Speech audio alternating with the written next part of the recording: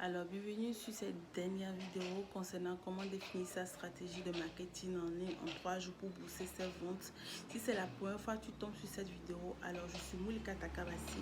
Je vais t'aider en fait à booster tes ventes en ligne et à augmenter en fait ta visibilité.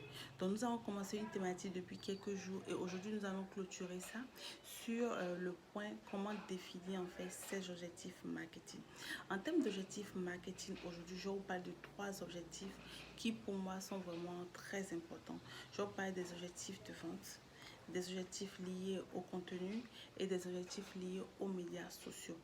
En termes, commençons par le bas, en termes d'objectifs liés aux médias sociaux, dès que vous connaissez votre client, vous devez savoir où vous devez le rencontrer, où vous devez le trouver et tout.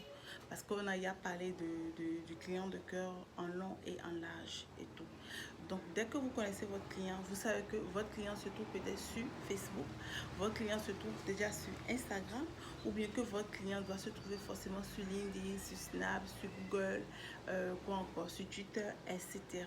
Ou bien sur TikTok ou bien sur YouTube en réalité.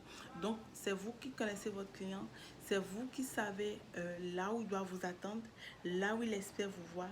Donc, c'est là où il espère vous voir, c'est sur ce terrain-là que vous devez vous trouver afin que l'offre puisse rencontrer la demande. Donc, du coup, vous devez pouvoir définir des objectifs en termes de médias sociaux.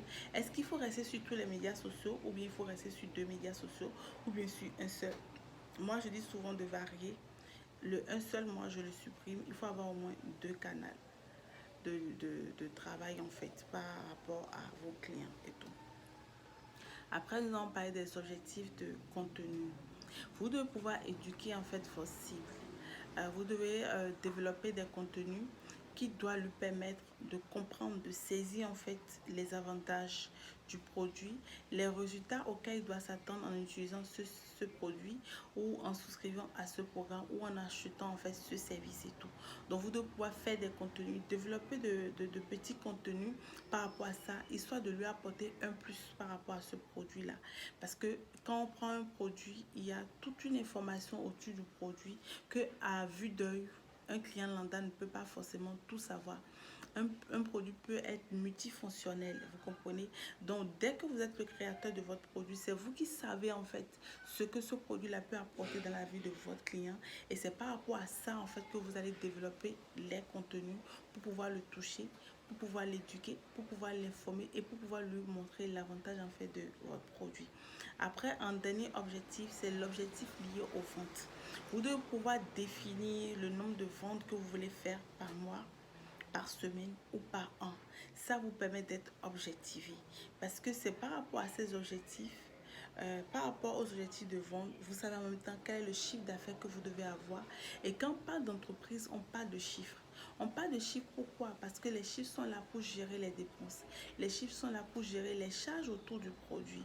Les chiffres sont là pour gérer les ressources humaines, les fournisseurs, le canal de diffusion, les réseaux sociaux, payer les publicités. Donc vous devez quand même avoir en fait un agenda ou je sais pas, un calendrier lié en fait à vos objectifs qui vous permettent de suivre, qui vous permet de savoir si est-ce que vous êtes en train d'aller en avant ou bien vous êtes en train de regresser. Ça, c'est très important.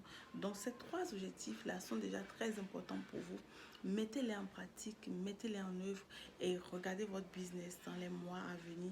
Et après, venez me dire en commentaire, en fait, si cette stratégie-là, ces stratégies que j'ai fait en de petites parties vous ont aidé. Prenez chaque vidéo, essayez de reçuivre ça. Enregistrez cette vidéo pour ne pas la perdre dans les fils d'actualité. Et dès que vous avez des difficultés, essayez de reçuivre ça et essayez de mettre en application tous les conseils que je vous ai donnés.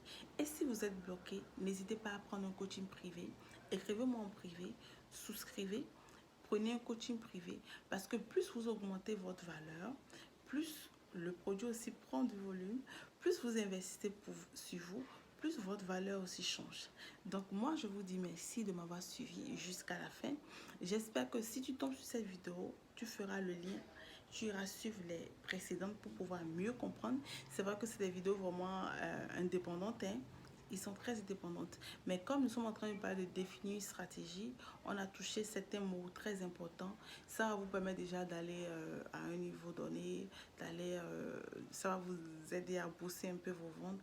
Et n'hésitez pas à me revenir en commentaire si ces petites astuces vous aident dans votre business quotidien.